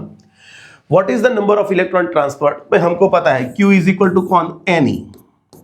Q is equal to कौन है बच्चों, N। N गिनना है तो सिंपल यार, इसको नीचे भेजो, नेगेटिव से निगलेक्ट कर दोगे तो भी चलेगा, या तो फिर इलेक्ट्रॉन का चार्ज नेगेटिव रख लो। इलेक्ट्रॉन का चार्ज क्या है 1.6 इंटू 10 टू पावर -19। तो ये आप करोगे तो आंसर आएगा, क्या आएगा, 3.52 डिवाइडेड बाय 1.6, 2.2 वाला आंसर आएगा। 2.2 इंटू 10 टू पावर 12, एकदम इजी। ऐसे तो गुस्सेट के क्वेश्चन होते हैं बच्चों। 11 the potential at point B is given in the figure is, भाई बी का पोटेंशियल हमको गिनना है। देखो वैसे तो ये डायरेक्ट कर सकते हो, C equivalent is equal to C1 V1 plus C2 V2 upon C1 plus C2, ये फॉर्मूला डायरेक्ट अप्लाई करोगे तो आ जाएगा। C1 आपके पास कितना है 2, उसका पोटेंशियल कितना है 40, C2 कितना है 3, उसका पोटेंशियल कितना है 10, और नीचे 2 प्लस 3 कर सकते हो। ये 80, ये क्या हो गया 80 प्लस 30 मतलब 110 अपॉन 5, तो ये आपको 22 माइक्रोफेराडे वोल्ट दे देगा, 22 वोल्ट आंसर आ जाएगा। लेकिन हमको कैसे करना है, चलो मैं मान लेता हूं कि यहां का पोटेंशियल है VB। आप देख सकते हो कि दोनों जो है वो सीरीज में बोल सकते हैं, सीरीज में है मतलब दोनों का चार्ज सेम होगा। तो जितना चार्ज ए पे मतलब इस कैपेसिटर पे 1 का, इसको मैं 1 बोल देता हूं, Q1 भाई जितना इस पे चार्ज होगा उतना ही चार्ज उस पे होगा Q2। Q1 कितना बच्चों, Q1 हमने पता है Q is equal to CV, लिख सकते हैं Q इज इक्वल टू कौन, CV। तो इसका PD भाई इसके अक्रॉस PD होगा 40 माइनस VB। इसकी एक प्लेट 40 के साथ है, दूसरी प्लेट P के साथ है, तो PD हो गया 40 माइनस VB। तो यहां पे लिखे C1 मतलब कौन 2, इसका PD कितना 40 माइनस VB। चलो यहां पे करें फिर से, C कितना 3, लेकिन यहां का PD, ये PD है VB और यहां पे यह है 10, तो VB माइनस 10 लिख सकते हैं। इसको सिंप्लीफाई करो तो भी आंसर आ जाएगा। ये हो गया 80 minus 2VB is equal to 3VB minus 30। Simplify करो आपका आंसर आ जाएगा 22। VB फाइंड करोगे तो 5VB इज इक्वल टू 110, वही आंसर आके खड़ा रह जाएगा, सही है। 12 A charge Q is placed at the center of the circle of radius 10 centimetre. एक सर्कल है जिसकी रेडियस कुछ भी हो, उसके सेंटर पे Q चार्ज रखा है। Find the work done in moving a charge Q between any 2 point on the arc। भाई यहां पे कोई चार्ज Q रखा है, उसको हम घुमा के कोई भी 2 पॉइंट के बीच में उसको घुमाएंगे यहां से यहां तक। तो वर्क डन हमने पढ़ा है Q into delta V, Q into हम लिख सकते हैं VB माइनस VA। लेकिन समझो बच्चों ये सर्कल है, यहां से जो डिस्टेंस होगा यहीं पे भी रेडियस जला ही डिस्टेंस होगा, तो जितना पोटेंशियल यहां पर होगा इतना पोटेंशियल यहां पर होगा। This is equipotential surface and the potential difference is 0 on equipotential surface. तो डायरेक्टली आप लिख पाओगे work done is equal to 0 joule. सही है, सही है। 13 the dielectric strength of air, भाई एयर की डाइलेक्ट्रिक स्ट्रेंथ होती है 3 इंटू 10⁶ वोल्ट पर मीटर। यहां पे कौन सा आंसर, चलो देख लेते हैं। सब में सेंटीमीटर भी है, मिलीमीटर भी है, माइक्रोमीटर भी है, सब लिख लेते हैं। मैं यहां पे सेंटीमीटर, यहां पे 10⁻, भाई यहां पे सेंटीमीटर लिखेंगे तो क्या आएगा 100 सेंटीमीटर, तो 10⁴ वोल्ट पर सेंटीमीटर होगा। यहां पर 10⁻³ वोल्ट पर मिलीमीटर होगा, क्योंकि यहां पे 1 सेंटीमीटर 10 मिलीमीटर रखोगे तो ऊपर एक 10 कट जाएगा। और माइक्रोमीटर करना है तो यहां पे 1 मीटर इज इक्वल टू क्या कर सकते हो, 10⁶ वॉल्ट, और नीचे माइक्रोमीटर कर देना है तो 10⁶ माइक्रोमीटर, मीटर की जगह पे ये लिख सकते हैं, तो ये कट हो गया। तो माइक्रोमीटर में आंसर आएगा 3 वोल्ट पर माइक्रोमीटर। देखो इनमें से एक भी क्वेश्चन आंसर यहां पे नहीं दिया है, उसका मतलब सिंपल हो गया कि ये लोग यहां पे कुछ क्या करने गए थे, कुछ नया करने गए थे, बराबर है, लेकिन थोड़ा गलती हो गया उनसे, इसका बोनस दे दिया गया था उस वक्त, बराबर है, ट्विस्ट करने गए थे वो लोग, लेकिन नहीं हुआ, प्रॉब्लम आ गई थी, तो फिर इसका बोनस मिल गया था सब बच्चों को। 40 unit of mobility in the terms of fundamental unit. भाई what is called mobility, what is called mobility, mobility the definition was that the drift velocity, drift speed per unit electric field applied is called mobility. इसका unit लिखेंगे तो ये होगा metre per second, और इसका unit लिखेंगे तो Newton per coulomb या वोल्ट पर मीटर भी आप बोल पाओगे। मैं अभी आपको ये चाहिए इसलिए यही लिखता हूं। तो यहां पे हो जाएगा क्या बच्चों, कूलम ऊपर चला जाएगा, कूलम मीटर पर न्यूटन सेकेंड। इसका डायमेंशन कर ले तो हमको बहुत चीजें क्लियर हो जाएगी। कूलम मतलब T1A1, मीटर मतलब L1, न्यूटन होता है M1 L1 T-2, और टाइम हमारे पास है T1। तो इसको सिंप्लीफाई करेंगे तो M-1, L आपके पास 0 हो जाएगा, T आपके पास 3 हो जाएगा, सही है। अरे नहीं नहीं नहीं, T आपके पास -2 होगा, मैंने क्या कर दिया, T आपके पास ये तो निकल गया तो 2 हो जाएगा, और यहां पे A आपके पास है 1। तो चलो इससे बना लेंगे, kg की कितनी पावर, -1, सेकंड की 2 पावर, और करंट की 1 पावर। कहां पर है ऐसा, ऐसा कहां पर है, -1 2 1, ये रहा आपके पास, सही है। डायमेंशनल फॉर्मूला अप्लाई कर दो, इजीली हो जाएगा। 15 a metal rod of length 10 cm and a rectangular cross section of 1 cm by 1/2 cm is connected to battery across opposite end. The resistance will be maximum and same तो नहीं होगा, लेकिन चलो समझ लेते हैं। एक आपके पास क्यूबॉइड शेप में, एक क्यूबॉइड शेप में कुछ पड़ा है, एक कौन है, मेटल रॉड। यहां पर बोला है बच्चों कि उसकी जो लेंथ है वो है 10 सेंटीमीटर, कितनी है, 10 सेंटीमीटर।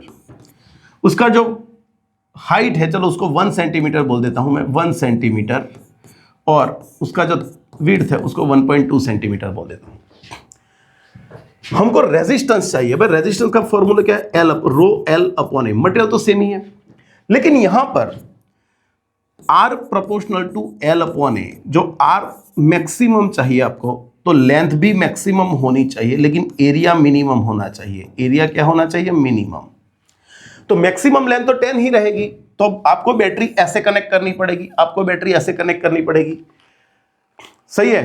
तो बैटरी कहां पे कनेक्ट करोगे, इस एंड पे करोगे, ये क्रॉस सेक्शन पे, जिसका एरिया है 1/2।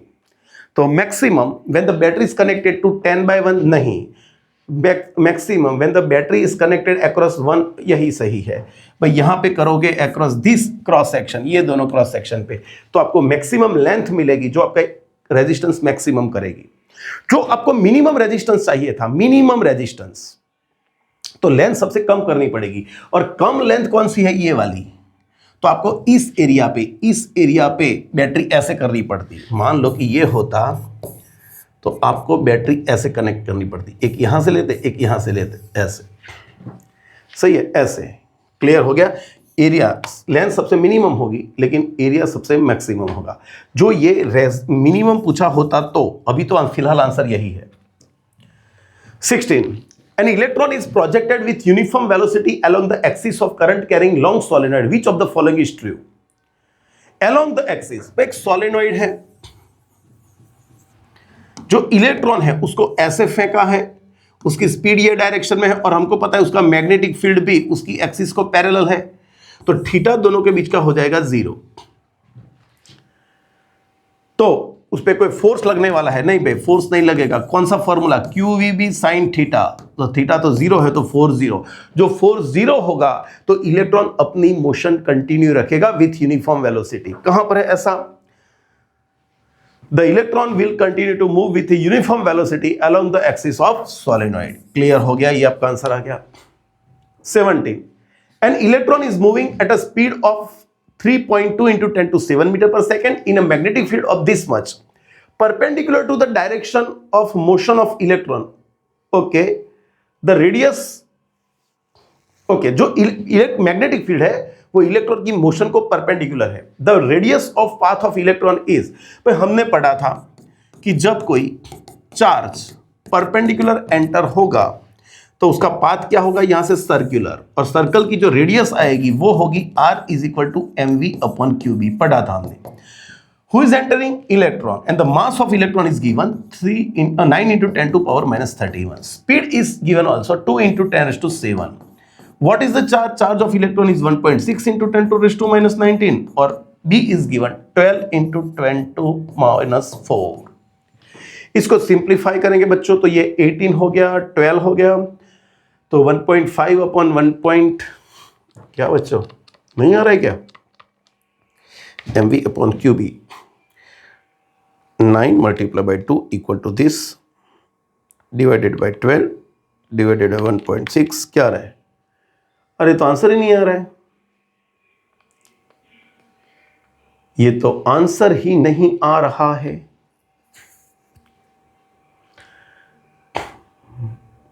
फिर से एक बार. An electron is moving at speed 3.2 metre per second.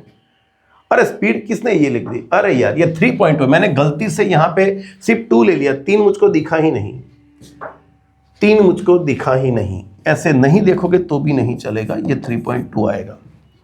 अभी कर सकते हैं. ओके, तो 3.2 multiply by 9 equal to this divided by 12 divided by 1.6. ये 1.5 आ रहा है, तो आपका आंसर ये आ जाएगा 1.5. देखो यहाँ पे कर लोगे तो ये माइनस ऊपर आएगा तो -4 8 10 टू पावर 1. अरे ये पावर में भी लफड़ा है.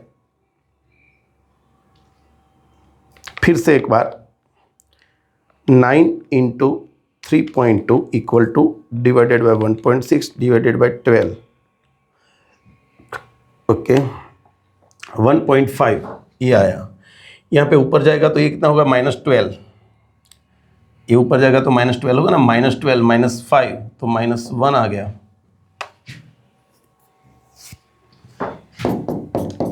15 इंटू 10 टू पावर -2 मीटर, और ये सेंटीमीटर होगा. आपको यहाँ पे सेंटीमीटर बोला है, सही है ना? तो आंसर आपका 15 सेंटीमीटर आ जाएगा.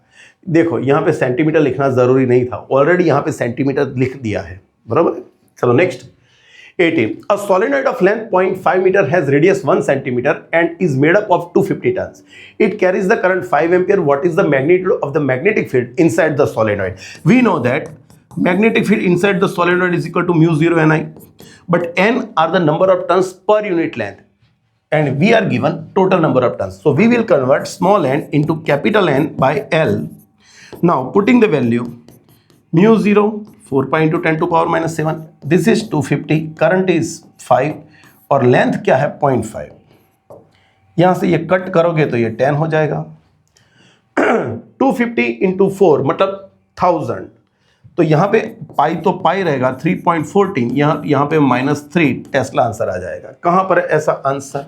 तो आपको मिलेगा ए में. 19. The galvanometer has a resistance of 18 ohm. Galvanometer का रेजिस्टेंस RG बोले या तो फिर G भी बोल सकते हैं. यह है 18 ohm. Calculate the value of shunt to increase the range of galvanometer by 10 times. हमको उसकी रेंज 10 टाइम्स करनी है. तो शंट हमने फॉर्मूला पढ़ा हुआ है. If we have to increase the range of galvanometer as a ammeter n times, so the necessary shunt is equal to RG upon n minus 1. What is the value of RG? 18 ohm. हमने 10 times की -1, तो 10 18/9, तो यहाँ पे हो जाएगा 2 ओम. 2 ओम का shunt हमको लगाना पड़ेगा. सही है. 20. A bar magnet having pole strength Qm and magnetic moment M is divided into 2 equal parts along its length. Along its length. New pole strength and the magnetic moment. आपने जो ये मैग्नेट था उसका ये कौन है? ये कौन है बच्चों? दिस इज पोल स्ट्रेंथ, और ये उसकी लेंथ है L. तो यहाँ पे उसका मैग्नेटिक मोमेंट हो जाएगा QM इंटू L. अभी आप क्या कर रहे हो? आप उसका लेंथ को पैरेलल दो पीस में कवर कर रहे हो, अलोंग द लेंथ दो पीस कर दिया आपने, परपेंडिकुलर नहीं, अलोंग द लेंथ। तो इसका जो पोल स्ट्रेंथ है वो हाफ हो जाएगा, पोल स्ट्रेंथ यहां पे हाफ हो जाएगी, और ये हाफ हो गई, लेंथ तो वही है लेकिन ये हाफ हो गई तो डायपोल मोमेंट भी हाफ हो जाएगी। तो यहां पर आपको मिलने वाला है QM/2 M/2। जो आप लेंथ को परपेंडिकुलर कट करोगे तो फिर पोल स्ट्रेंथ चेंज नहीं होगी, डायपोल मोमेंट तो आप जितना पार्ट करोगे उतने पार्ट की हो जाएगी, लेकिन पोल स्ट्रेंथ जो परपेंडिकुलर कट करोगे तो नहीं चेंज होगी, अलोंग कट करोगे तो जितना पार्ट हुआ उतने पार्ट की हो जाएगी। 21 a solenoid has core of a material with relative permeability 400. The winding of solenoid are insulated from the core and carries a current of 2 ampere. If the number of turns is 1000 per meter, magnetic field inside the solenoid. भाई solenoid के अंदर जब vacuum होगा तो हम यहां पे लिखते हैं μ0 Ni। आपको यहां पे कौन दिया, एक तो रिलेटिव परमेबिलिटी दिया, इसका मतलब सिंपल हो गया कि सोलेनॉइड के जो टर्न्स है उसके अंदर कोई मीडियम है, वैक्यूम तो है नहीं, तो हमको सबसे पहले तो यहां पे करेक्शन करना पड़ेगा कि यहां पर जो आएगा वो किसी मीडियम का आएगा। फिर आपको दिया है क्या, steady current of 2 ampere and number of turns per unit length 1000 पर मीटर बोला है। ओके बच्चों, तो इसकी जगह पे हम लिख सकते हैं μr μ0। We know that the relative permeability is the ratio of permeability of medium to permeability of vacuum, so we can replace medium's permeability by μr μ0 and Ni. Okay, what is μr? It is 400, 4 pi into 10 to power minus 7.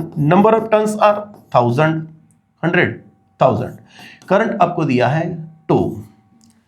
इसको ठीक करेंगे तो क्या होगा, 4 multiplied by 4 multiplied by 3.14 multiplied by 2, ये हो गया 100.48, और यहां पे 1 2 3 4 5, तो ये 10⁻⁻² आएगा। एक पॉइंट कवर कर लो, यहां पे 2 पॉइंट, तो 1 टेस्ला आंसर आ ही जाएगा।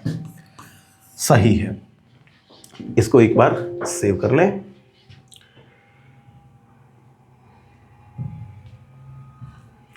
नेक्स्ट पढ़ो बच्चों, the dimensional formula of self inductance. भाई सेल्फ इंडक्टेंस कौन है, आप दो तरीके से कर सकते हो। देखो, एक तो एनर्जी का फॉर्मूला आपको पता है, 1/2 Li²। The energy stored in inductor is equal to U is equal to 1/2 Li²। तो L को सब्जेक्ट बना दोगे तो यहां पे यूनिट क्या हो जाएगा, यूनिट L का यूनिट क्या हो जाएगा, तो ये जूल होता है, और ये नीचे आएगा तो एम्पियर का स्क्वायर होगा। तो आप यहां से भी बना सकते हो, मतलब डायमेंशनल फॉर्मूला क्या हो जाएगा, जूल है तो m1 L2 T-2, और नीचे करंट है A2 जो ऊपर आएगा, तो आपका आंसर हो जाएगा m1 L2 T-2 A-2। कहां पर है बच्चों ऐसा आंसर, तो आपको बी में मिल जाएगा, हाँ कि नहीं। 23 as shown in figure, a bar magnet is moving towards the stationary coil with constant speed v. Okay, the direction of induced current in the coil observed by the observer on right hand side. देखो ये यहाँ पे ये direction में जा रही है, यहाँ पे फिगर ऑलरेडी ड्रॉ करके दी है, लेकिन वो आपको एग्जाम में ड्रॉ करके नहीं देंगे बच्चों। आपको सिर्फ इतना दिया होगा, आपको सिर्फ इतना दिया होगा, और आप यहां से देख रहे हो जो ये एन पोल है मैग्नेट का और कॉइल की तरफ जा रहा है, तो मैग्नेट यहां पर जो इंड्यूस्ड करंट होगा किसमें, कॉइल में, वो ऐसा ही करंट प्रोड्यूस करेगा जो इसको क्या करेगा, रिपेल करेगा। टू रिपेल द मैग्नेट, इस साइड का जो पोर्शन है वो एन पोल बनना चाहिए, मतलब यहां से देखोगे यहां से तो करंट आपको एंटी क्लॉकवाइज दिखेगा, लेकिन आपको ऑपोजिट से देखना है तो वहां से करंट आपको क्लॉकवाइज दिखेगा। सही है, क्योंकि आइज आपकी यहां पर है, ये एन पोल इस साइड है, तो हम इसको यहां पे ले जाएंगे तो कंपल्सरी टू प्रोड्यूस रिपल्शन, ये पोल जो है कॉइल का इस साइड का पार्ट वो एन पोल बनना चाहिए जो इसको रिपेल करे। तो ये एन पोल बनने के लिए ऑपोजिट होगा एस पोल, और एस पोल मतलब क्लॉकवाइज करंट पास होगा, राइट साइड से देखेंगे तो। 24 a circular coil of area 2 centimeter square is placed in a magnetic field of 3 Tesla perpendicularly. The coil has 10 turns and 5 ohm resistance. Now the coil is removed from magnetic field in 0.2 second. The value of induced charge, we are asked induced charge flowing through the coil. समझना एक चीज, हमको एक चीज पता है कि charge का फॉर्मूला क्या है, चार्ज का फॉर्मूला क्या है, change of flux upon resistance. सही है, कैसे आया चलो बता देता हूं। हमारे पास है E इज इक्वल टू यहां पे लिख सकते हैं delta phi upon delta t. E की जगह पे लिख सकते हैं ईएमएफ की जगह पे I R delta phi upon delta t. I की जगह पे लिख सकते हैं चेंज ऑफ चार्ज मतलब induce charge upon delta t into R. यहां पे delta phi upon delta t, ये दोनों कट हो गए तो क्यू आपके पास आ गया डेल्टा फाई अपॉन आर। तो आपको फ्लक्स का चेंज चाहिए, तो समझो इनिशियली कुछ फ्लक्स होगा कितना, एन ए बी कॉस 90। अरे कॉइल को कॉइल को परपेंडिकुलर रखा है। याद रखो coil of area this much in magnetic field 3 Tesla perpendicularly. Coil perpendicular है, कॉइल परपेंडिकुलर मतलब एंगल 90 डिग्री मत ले लेना, ये मैग्नेटिक फील्ड है और कॉइल का जो प्लेन है वो परपेंडिकुलर है, ये 90 डिग्री है, तो उसका एरिया वेक्टर तो 0 डिग्री बनाएगा, यहां पे थीटा 0 डिग्री बनाएगा, तो फ्लक्स आपका होगा NAB cos 0 इनिशियल फ्लक्स। और फाइनल आपने तो उसको बाहर निकाल लिया, आपने मैग्नेटिक फील्ड से बाहर निकाल लिया, तो फ्लक्स कितना हो गया 0। यहां पे टाइम ड्यूरेशन दिया है लेकिन उसका कोई जरूरत है नहीं, तो यहां पे लिखेंगे Q is equal to flux का चेंज, जो इनिशियल फ्लक्स होगा वही उसका चेंज आएगा upon R. Number of turns कितने हैं बच्चों, नंबर ऑफ टर्न्स 10 है। एरिया कितना है 2 centimetre square, 2 into 10 to power -4 and the magnetic field is given, magnetic field is 3 Tesla and resistance is 5 ohm। तो चलो क्या हो जाएगा बच्चों, 5 2 ये 12 हो जाएगा, 12 into 10 to power -4 coulomb, 1.2 into 10 to power -3 coulomb, ये मिली कूलम हो जाएगा 1.2 मिली कूलम। कहां पर है ऐसा आंसर, सी में आ गया। 25 a pure inductor of 25.48 millihenry, this is given inductance of inductor, and a pure resistors R is equal to 8 ohm are connected in series with the AC source of frequency nu is given 50 hertz. The phase difference between current and voltage in the circuit, we know that the phase difference is equal to what, XL minus XC upon R, लेकिन यहां पर ये तो है नहीं, सिर्फ LR circuit है, तो आपका फेज डिफरेंस हो जाएगा XL अपॉन R। XL की जगह पे लिख सकता है ओमेगा L और ओमेगा की जगह पे लिख सकता है 2 pi nu.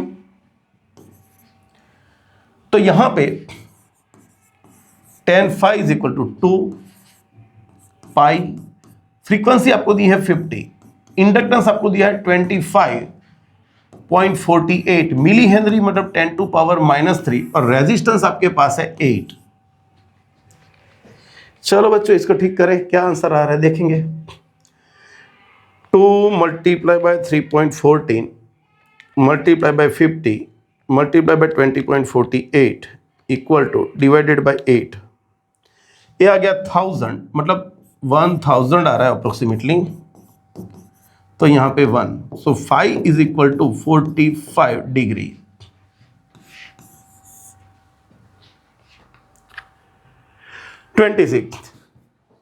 The output of step down transformer is measured to be 24।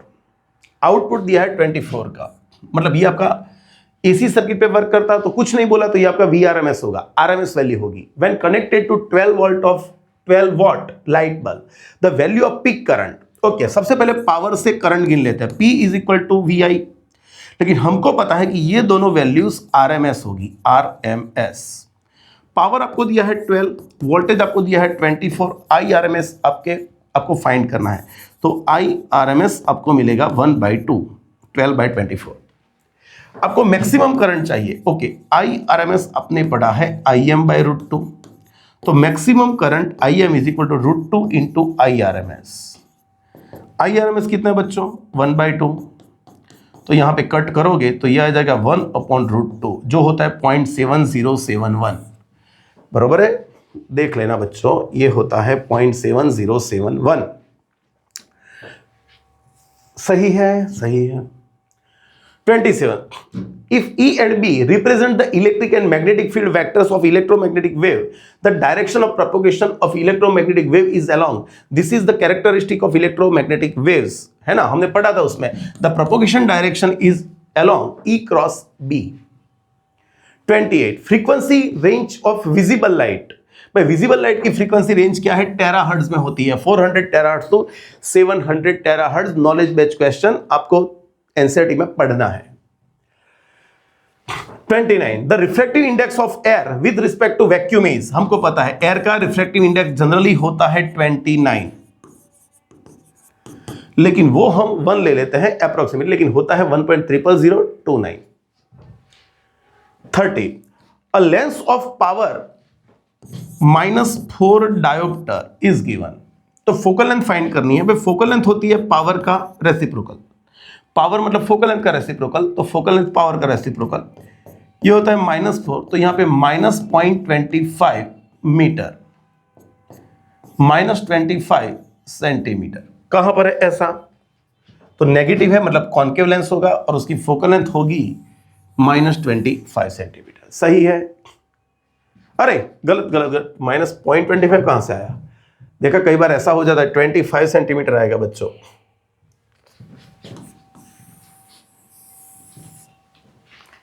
Next 30 the earth takes 24 hours to rotate once about its axis. How much time does the sun take to shift by 1 minute viewed from the earth? समझना एक चीज बच्चों, कौन earth takes 24 hours to rotate about one axis. भाई earth अपना एक चक्कर लगाएगी, एक चक्कर तो कितने डिग्री करेगा, 360 डिग्री। उसको मिनट में बोलना है तो 60 मिनट भी बोल सकते हैं। तो अर्थ इतने मिनट, टोटल मिनट्स है ना, समझे आप कि नहीं, 1 डिग्री होता है, वैसे ये निकल चुका है लेकिन हम गिन सकते हैं। एक चक्कर लगाएगा, एक चक्कर मतलब कितना होता है 360 डिग्री, लेकिन उसको मिनट में कन्वर्ट करना है, उसको मिनट में कन्वर्ट करना है क्योंकि हमको यहाँ पे मिनट में बोला है। तो इतना घूमने के लिए वो कितने आवर्स लगाती है, 24 आवर, लेकिन मिनट में बोला है तो इसको मैं बोल देता हूं 60 मिनट। तो फिर आपको 1 मिनट घूमने के लिए कितना टाइम लेना पड़ेगा, फाइंड करना है। तो ये दोनों का भाई time is equal to 24 into 60 minute upon 360 into 60 minute. तो ये दोनों तो कट हो गए, तो यहां पे आंसर आएगा 24 अपॉन 360 मिनट। लेकिन चलो फिर से उसको सेकंड में कन्वर्ट करते हैं, सेकंड में, तो ये 60 सेकंड हो गई अपॉन 360 हो गया। तो यहां से कट करोगे तो ये कौन आ गया, 6, तो यहां पे 4 सेकंड। क्या आंसर आएगा, 4 सेकंड आंसर आएगा। सही है बच्चों, फिर से एक बार देख ले, 360 डिग्री घूमने के लिए कितने हैं, 24 आवर्स, मतलब 360 डिग्री का मिनट में कन्वर्जन करूं तो मल्टीप्लाई बाय 60, उतने मिनट्स घूमने के लिए 24 इंटू 60 मिनट लगते हैं। तो 1 मिनट उसको घूमना है तो कितना टाइम लेगा, है ना। तो ये दोनों का प्रोडक्ट अपॉन ये डिवाइड कर दिया, 60 निकल गए, 24 अपॉन 360। लेकिन ये तो मिनट में आंसर आया, जो उसको सेकंड में लाना है तो मल्टीप्लाई बाय 60 कर लेंगे तो यहाँ पे 4 सेकंड आपका आंसर हो जाएगा। सही है। Next 32 monochromatic light of wavelength 480 nanometre is incident from air to glass surface. The refractive index of glass is 1.5। The ratio of frequency, frequency बोला है, of incident light and refracted light। भाई हमको पता है when light rays enters from one medium to another, the only quantity which does not change is frequency। frequency change नहीं होगी, so the ratio is 1:1। हाँ, wavelength बोला है तो हम ये फॉर्मूला यूज करते हैं कि wavelength is proportional to 1/n, so λ1 upon λ2 is equal to n2 upon n1। तो फिर यहां पे कुछ होता, सही है, n2 कितना, इंसिडेंट लाइट का λ1 और ये λ2, तो ये 1.5 अपॉन 1, तो यहाँ पे 3/2 आंसर आ जाता। लेकिन वेवलेंथ होती तो फ्रीक्वेंसी तो सेम रहती है तो 1:1 ही आंसर आएगा। ओके, खत्म हो गए। तो यहाँ पे 32 थे ये 2023 के पेपर में, पक्का बच्चों। तो चलो नेक्स्ट लेक्चर में मिलेंगे 24-25 का पेपर लेके। लेकिन तब तक इसको 2 बार देखते रहना, देखना एक के एक रिपीट हो रहे हैं। पिछले 4 साल हमने आगे 2021 का पेपर किया था और इस सेशन में हमने 22-23 का पेपर किया है। लेकिन आपने देखा होगा कि कई एमसीक्यूज रिपीट ही हो रहे हैं। तो थोड़ा आप सिस्टमेटिक प्लानिंग करके जो मेहनत करोगे तो गुस्सेट में आराम से 35-36 से ऊपर तो ला ही पाओगे। सही है, लेकिन कॉन्सेप्ट सारे क्लियर होने चाहिए। मिलते हैं नेक्स्ट लेक्चर में, तब तक पढ़ते रहना, मेहनत करते रहना।